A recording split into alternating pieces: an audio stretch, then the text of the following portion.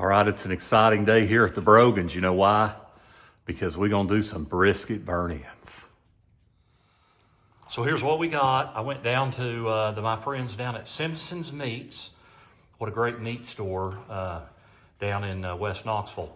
And I had them cut off just the point meat from the brisket, because that's what you make burn-ins from. That way I don't have to deal with the flat. You know, I could have bought the whole packer brisket and then, you know, divided it myself or cooked it whole. This will cook faster, it'll be easier, and I didn't have to worry about dealing with the flat because I just don't need that much meat today. So now this needs to be trimmed down. This has so much marbling in it, in the point meat, you really don't need that fat cap. So I'm gonna trim all that down and then we're gonna spice them up. Okay, so I've trimmed this down some. Now here's one thing I noticed. See, here's the point meat up here. And then there is, see that big layer of fat there? That's the flat here that's coming down under the point meat. So there is just a little bit of flat on this, but that's okay because when I cook it, a lot of that fat will render down, and then that flat meat, there won't be much in there. It's mostly point, but this is flat meat down here, and this is this nice marbled point. Now what I'm gonna do for spices, that first one there on the left, that's my all-purpose seasoning. I'm gonna do a kind of a medium coat of that. That is mainly salt, pepper, and garlic. Then I'm gonna put on a little bit of my favorite barbecue rub. That's Killer Hogs, the barbecue rub.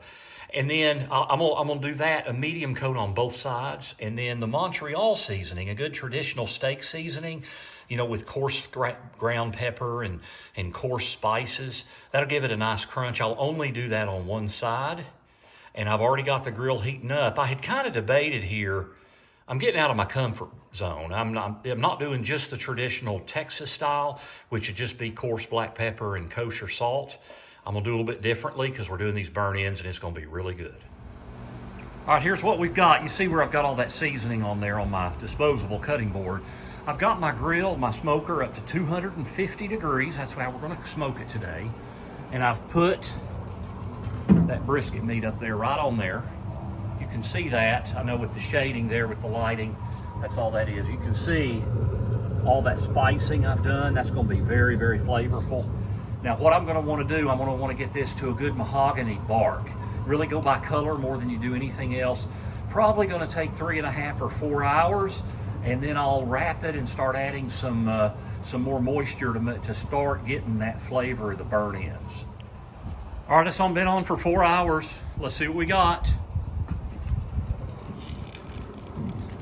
Oh my gosh. Look at how good that bark looks. Oh my gosh, it even looks better than I thought it would. It just looks amazing. Holy cow. All right, it's time for the next step.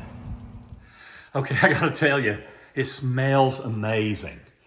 Now, it's just getting started at this point. Now, what I'm gonna do, I've kind of debated on this. You know, when I do my classic Texas-style brisket, I wrap it with butcher paper. But these are burn-ins. I'm gonna be cutting them into cubes. We're gonna get it nice ooey and gooey. We want lots of beef flavor. So I'm gonna put it in this aluminum foil pan. I got this recipe. This is from Malcolm Reed, who's my go-to. And I was a little hesitant to wanna put it in foil, but he's my man. Anything I've ever done from him is amazing. So what I'm gonna do, I put it in the pan. I'm gonna pour a little bit of beef broth in here to give it some nice liquid and some meaty flavor. And then we'll let the juices from the brisket also melt down into that and render down into there. And then we're gonna bring this up to 210 degrees. I figure it's gonna take probably 3.5 to 4 hours. One other thing, by wrapping it in foil, it will cook quicker than if I did butcher paper. And that's good because we got some friends coming over later this afternoon. We wanna eat this stuff. So I'm gonna wrap it in foil. I'll put it back on there at the 250 degrees and we'll check it here in about 3.5 or 4 hours. All right, it has been 3 hours since I wrapped it, so it's now been on the smoker for a total of 7 hours. And if I check this temp, you know, it's right at 210 degrees. It's perfect. And if you see, what's maybe even more important in the temperature is how soft is it? You know, it feels like butter. You know, up here, it's a little more firm, but when I look at the temp, it is 210. So what I'm gonna do, we're not ready to eat it, so I'm gonna I'm gonna put it in a cooler, and then a little bit later here in a couple of hours, we'll cut it up into cubes and then we'll finish it off. That's when it gets really good. When it gets nice and gooey, we'll add a few ingredients. So stay tuned. Time to go in the cooler. Yep. All right, this brisket has been sitting for a little over 2 hours, and now we're gonna prepare it. So I've separated it. I'm gonna take the juices that are mixed with the beef broth, and I'm gonna pour it into my fat separator here, because we're gonna use this to form all that wonderful gooey stuff that makes for the burnt ends. And now I'm gonna cut this point into cubes. That's true.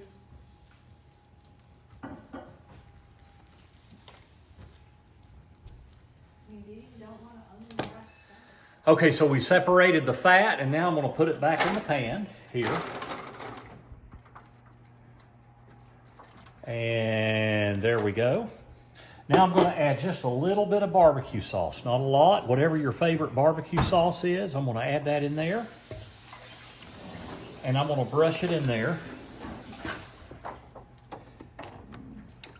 And now I'm gonna take these burnt ends that I've cut into cubes, and I'm gonna soak each one of them, and then I'm gonna put the bark up so it can get nice and toasty and gooey in the grill.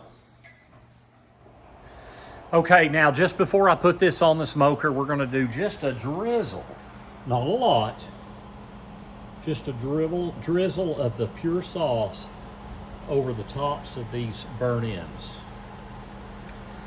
And then I'm gonna take a minute and I'm gonna brush them in, right here.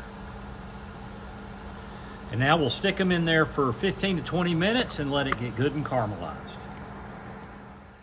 So I've had this on the smoker for about 17 or 18 minutes to let it get caramelized and gooey. And so what I'm gonna do now, first off, how does that look? Oh my gosh. I'm gonna kind of mix all this together, and then I'm gonna put it here. This is a gooey gob of wonderfulness. Beef brisket burnt ends. All right, I gotta try one of these. All right, let's move all this over here. This looks like a good one to try. Let's see what we got here. All right, let's see.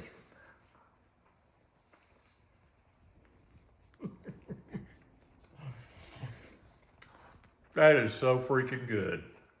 Thank you for tuning in to Smoking with Jim.